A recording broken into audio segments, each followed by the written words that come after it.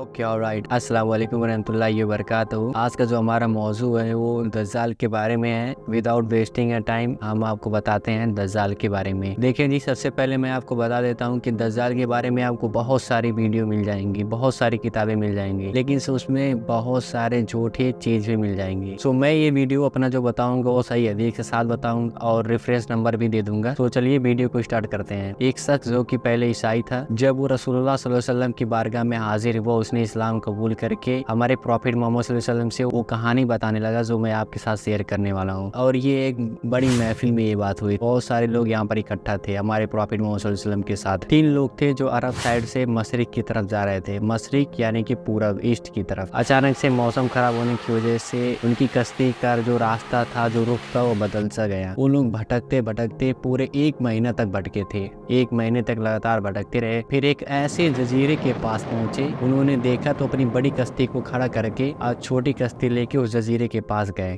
तो वहाँ एक बहुत अजीब सा मखलूक उन्होंने देखा जो कि बहुत ही काला और उसके शरीर पे पूरा एक बाल से भरा हुआ। तो उन लोगों ने पूछा कि तुम कौन हो? उसने कहा कि मेरा छोड़ो, उस मंदिर की तरफ जाओ, वहाँ एक शख्स तुम्हारा इंतजार कर रहा है। तो वो तीनों लोग उस मंदिर की तरफ, उस टेम्पल की तरफ गए। तो वहाँ गए, उन्होंने पूछा कि उन तीनों ने पूछा कि तुम कौन हो? उसने कहा कि तुम मेरे पहले 3 सवाल का जवाब दो। सबसे पहला जो सवाल था उसका सवाल ये था कि बेसान के दरख्तों के बारे में बताओ, क्या उसमें फल फ्रूट्स वगैरह हैं? तो उन्होंने कहा कि जी हाँ, वहाँ अभी तो बहुत सारे फल फ्रूट्स वगैरह हैं। उसने कहा कि लेक ऑफ तबिया के बारे में बताओ, क्या उसमें पानी है? उन्होंने कहा जी हाँ, वहाँ बहुत पानी है। तो उसने कहा एक टाइम आएगा कि वो सूख जाएगा। तीसरा सवाल ये था कि उस उम्मी पैगंबर के बारे में बताओ, वो आजकल क्या करता फिर रहा है? उन्होंने कहा कि वो मक्का से मदीना तशरीफ ले आए हैं हिजरत करके। तो उसने कहा, वो मतलब हैरान हो कि उसने कहा, फिर उसने कहा कि मैं एक टाइम आएगा, यहाँ से मैं निकल जाऊंगा और मैं पूरी दुनिया में जाऊंगा और अपना खुदा होने का दावा करूंगा, लेकिन से मैं मक्का और मदीना नहीं जा सकूंगा। हमारे पैगंबर मोहम्मद सल्लल्लाहु अलैहि वसल्लम ये बात जब सुने तो उन्होंने कहा कि इस बात में मुझे सच्चाई लग रही है, मुझे इस बात में सच्चाई दिख रहा है। और ये बात वो खुद नहीं, सारे लोगों के सामने कह रहे हैं। वहाँ एक बहुत बड़ी महफिल थी। हमारे प्रॉफिट मोहम्मद सल्लल्लाहु अलैहि वसल्लम ने बताया कि दज्जाल मशरिक में है,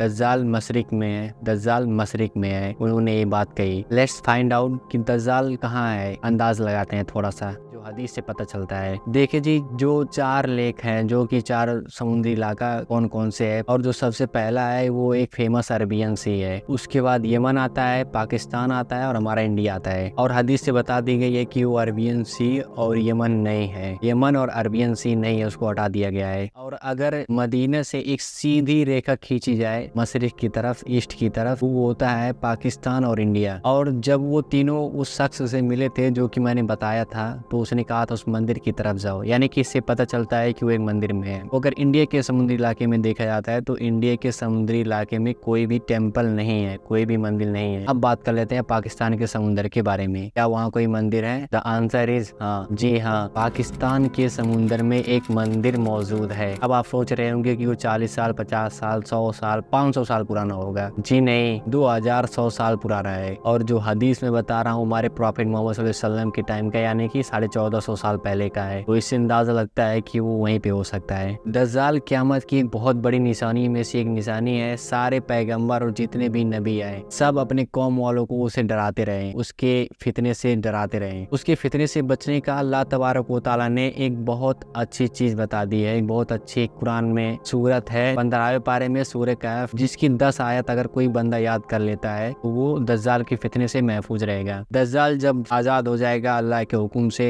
जब क़यामत आने वाला रहेगा उससे पहले, तो वो एक हाथ में जन्नत और एक हाथ में जहन्नम लेके चलेगा। अपनी खुदावी होने का दावा करेगा, सच्चाई दिखाएगा लोगों को। हालांकि वो झूठी चीज होगी, एक फितना होगी। जो जहन्नम होगी वो रियलिटी में जन्नत होगी, और जो जन्नत होगी वो जहन्नम होगी। एक सबसे मजे की चीज बता देता हूँ, ईमान ताजा होने वाली बात। दज्जाल को जब मोमिन बंदे देखेंगे तो वो जान जाएंगे, उनको वो हदीस याद आ जाएगी जो हमारे प्रॉफिट मोहम्मद सल्लल्लाहु अलैहि वसल्लम ने बताया है। तो वो एक आँख वाला होगा और अपना खुदा होने का दावा करेगा और जन्नत और जहन्नम दिखाएगा। वो दज्जाल को देखते ही पहचान जाएंगे। दज्जाल उनसे अपने खुदा होने का दावा करवाएगा, लेकिन से वो कबूल एक्सेप्ट नहीं करेंगे। तो दज्जाल उन्हें सीधा सीधा फड़वा देगा। आधे से फड़वाने के बाद कहेगा, लोगों को दिखाएगा कि देखो मैंने इसको फाड़ दिया है, और फिर उसी टाइम पे उस इंसान को जिंदा कर देगा। तो जब उस इंसान को जिंदा कर देगा तो उस इंसान से पूछेगा, अब बता मैं तेरा खुदा हूँ कि नहीं, मैंने तुझे मार के जिंदा किया है। उसने कहा कि नहीं, ये भी हदीस मुझे पता है, हमारे प्रॉफिट मोहम्मद सल्लल्लाहु अलैहि वसल्लम ने हमें बताया था कि वो लोगों को जिंदा फड़वा के दोबारा उसे जिंदा करेगा। ये होता है ईमान, ये होते हैं अल्लाह के बंदे। सो उम्मीद करते हैं हमारी वीडियो आपको समझ में आ गई होगी, और अगर हमारे चैनल पे नए हैं तो हमारे चैनल को सब्सक्राइब करें, टीम इस्लामिया को। और अगर कोई भी क्वेश्चन आपका है तो बेशक आप कमेंट बॉक्स में कर सकते हैं, हम आपके कमेंट का रिप्लाई देंगे। और अगर आप कहेंगे तो आपके जो डाउट होंगे उस पर हम एक वीडियो भी बना देंगे इंशाल्लाह। सो ये जो हमारा वीडियो था एक सही हदीस के साथ था, कोई फेक नहीं था। सो मिलते हैं इंशाल्लाह तबारक व तआला नेक्स्ट वीडियो में। अस्सलाम वालेकुम रहमतुल्लाहि व बरकातहू, फी अमानिल्लाह।